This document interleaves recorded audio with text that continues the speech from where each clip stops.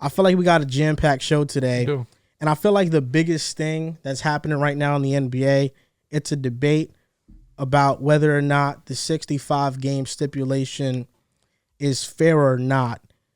I don't know about you guys, but I think once they put the stipulation on, it had a lot of negative feedback because now players that are the best players in that particular season might not be eligible for all NBAs. Mm-hmm.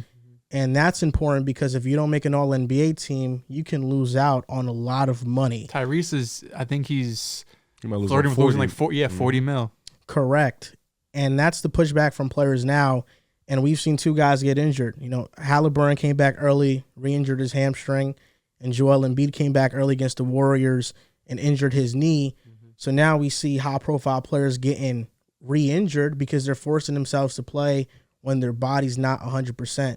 John, I'll start with you. You know, what are your thoughts on the 65-game stipulation? Do you think it's good or bad? It was never a good idea. I mean, to me, it was making all NBA awards a participation award, if you will. And the real issue is that there's too many games in the regular season. And we can talk about this in the second half of the topic, but you're not going to fix the issue by simply forcing players to play through injuries. And a good example is Embiid. He's having the best year of his career right now. And frankly, he is the MVP favorite, and he should be with the way he's improved and developed and put together all of the weaknesses that people highlighted in the postseason. But because he missed 12 games, if you're going to miss 5 more, he wouldn't be eligible to win MVP.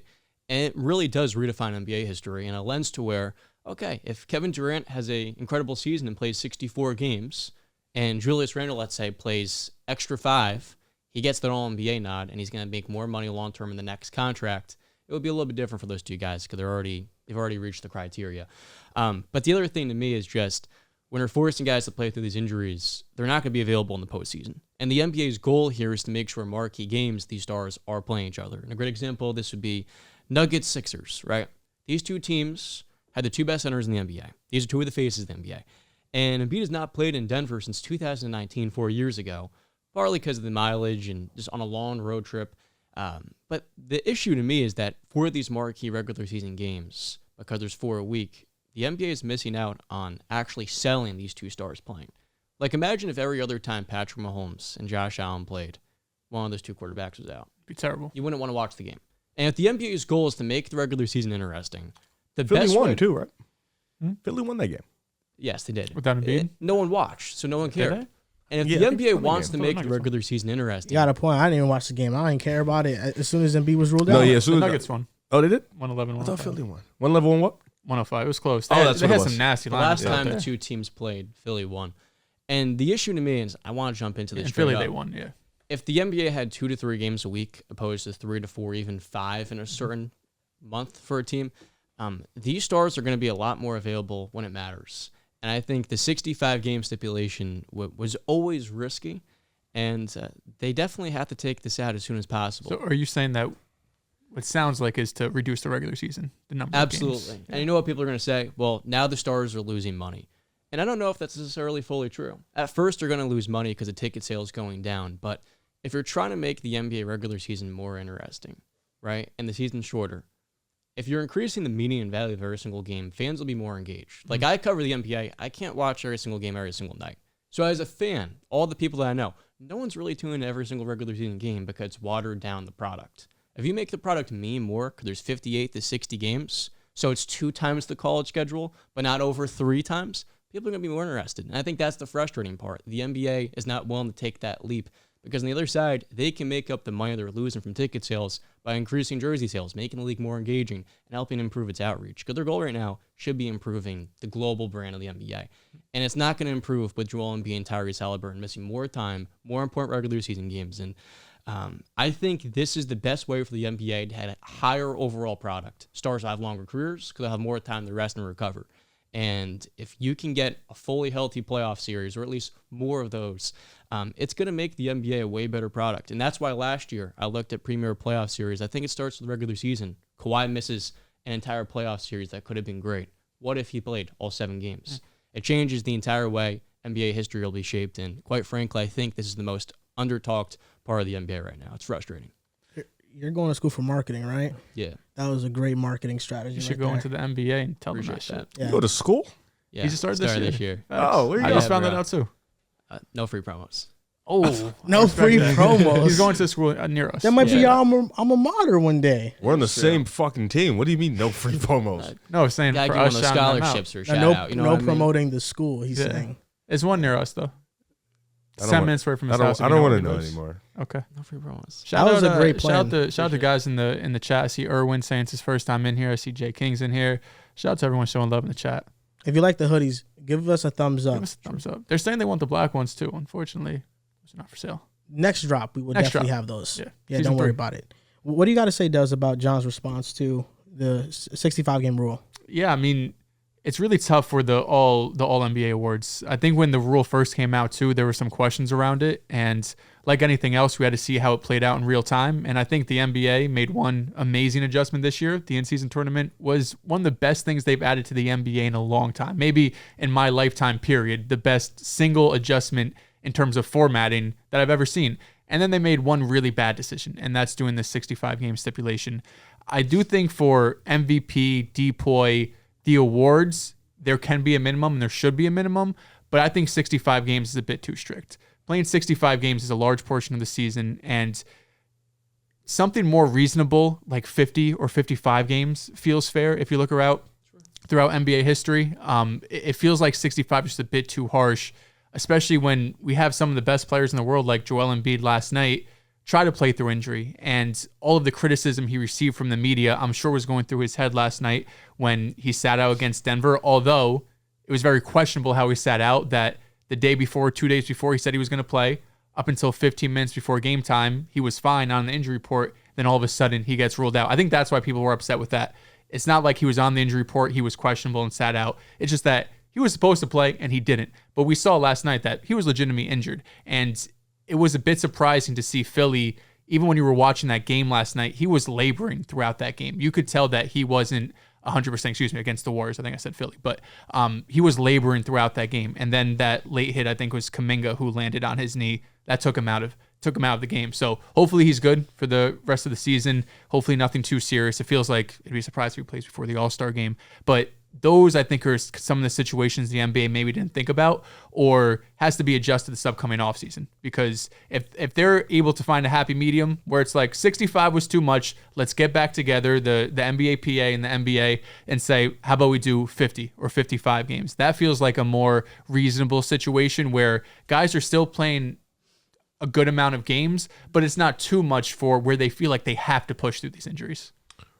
Bro, if I was Joel Embiid, I just thought of some shit that I'd do.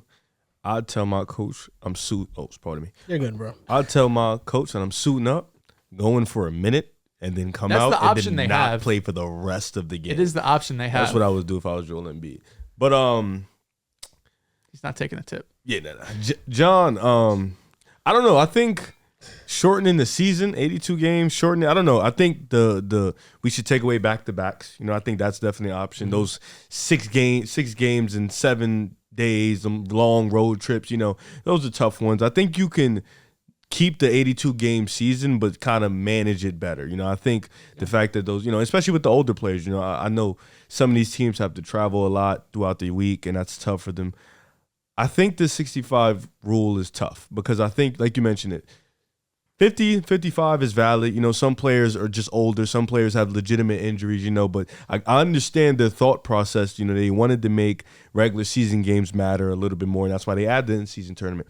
They also wanted, key matchups like if the Celtics and the Warriors play, you want your players playing, or if Minnesota and OKC play, you want these guys playing. You don't want them having a rest day. So I understand the thought process, but I felt like you could have maybe took another year to think about it a little more. You could have, managed it a little bit better. I think 55 would be valid. I think 55 is a firm number for sure.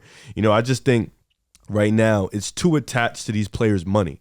And because it's too attached to these players' money and the type of contracts they can get, it's going to be an extreme big issue that they're going to be complaining about. You could have, like John mentioned, you can play 63. A guy like Mikal Bridges play 68, and he make all NBA third team just because he played more games. I think, but that's just how the contracts in the NBA, because the NFL and MLB, there's no such thing as a max contract. Like Shohei got fucking $700 million.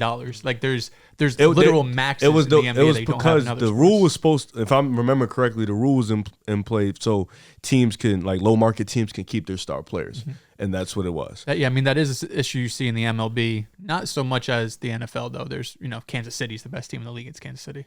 But it's been a good case study with the salary cap because the NBA and the NFL have salary caps. The MLB does not have a salary cap. And even though these top teams and top markets get the marquee free agents, the Dodgers got Shohei Ohtani, those teams are not winning every year either.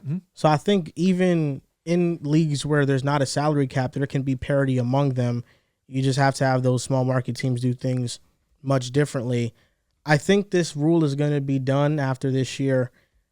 I don't like it being tied to players' money. And I say that because we live in a free market. If a team wants to pay a said player $500 million, $400 million, whatever it is, they should be able to pay that said player that much money under the guise of the salary cap in the NBA, I should say. Because I don't think it's fair that there might be someone like Tyrese Halliburton missing out on $40 million when he's much better than a player that maybe made the All-NBA team just because they were more healthier. I also think that there needs to be a common ground of how they're going to fix this problem of injuries within the NBA, and not only injuries within the NBA, but not playing those marquee games because that's what everybody wants to see. I don't think this rule is going to last that long, quite frankly. I don't know about you guys. I felt like this went into practice too soon, and they probably should have took a year to think about it. For the major awards like Dell's you mentioned, I'm totally fine with it. You can't be the MVP of the NBA and play 65 games. That's just not how I think it should work. Actually, Joel Embiid has only played over 65 games twice. And the year he won MVP, he did not play. He played 66. So he barely got over the number. The year before that, he was at 68. And then after that, he's never did it. And then Kawhi, who's another player who gets injured a lot, he hasn't played 65 games since 2017. Yeah. He's on pace this year, knock on wood. Yeah, this year, praise the Lord if he does it. But so that's tough. And if we're being honest, Embiid was not the MVP last year. It was Jokic. Yeah. Well, narratives got into that. Yeah, Jokic didn't win MVP because of his playoff resume before that. But Jokic should have 100% won MVP. He was better than Embiid last year. This year, Embiid's been better. I can't say nothing about Embiid. Embiid's been the MVP. And that's why Embiid should win this year. I don't think we should. But he won't because of the narrative. Yeah, and also the 65. Yes. And I think Shea should be a dark horse MVP. We'll get to that later. But you are right. Joel Embiid this year has been the best center and best MVP candidate. And so he should be able to win, even if he hasn't proven it in the postseason, the way we've held against him.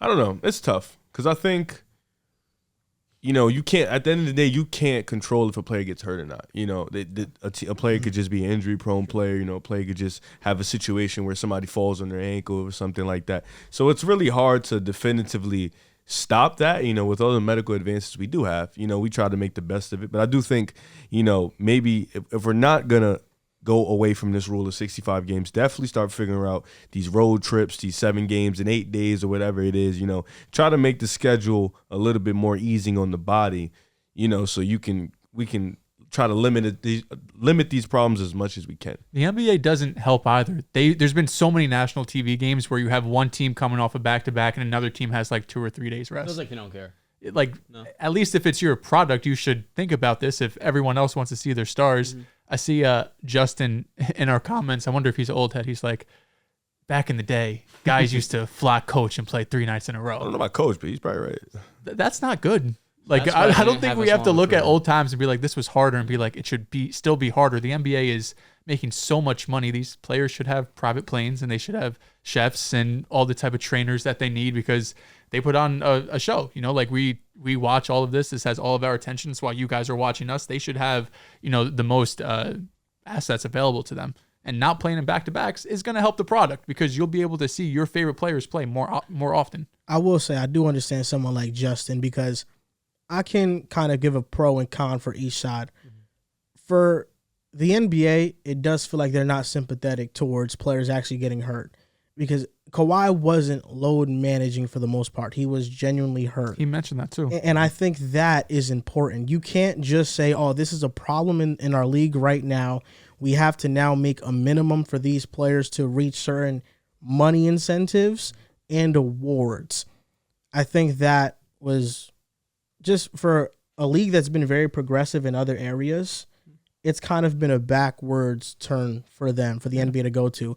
But then again, for players, maybe I'm in the minority, but you can't expect to get a fully guaranteed contract and you can't fully guarantee me games every single night. You know, the NFL, every player doesn't get a fully guaranteed contract in the NFL. And there are some players that they get hurt and, you know, because of that, some have injury guarantees and they're able to make up that money, but sometimes you miss out on that money. And I know it's unfortunate, but if a team is going to pay you $245 million and you don't even play a full season's worth of games, you play half of that, you know, how can I justify every single player making what they're guaranteed to make when you're not guaranteeing me appearances?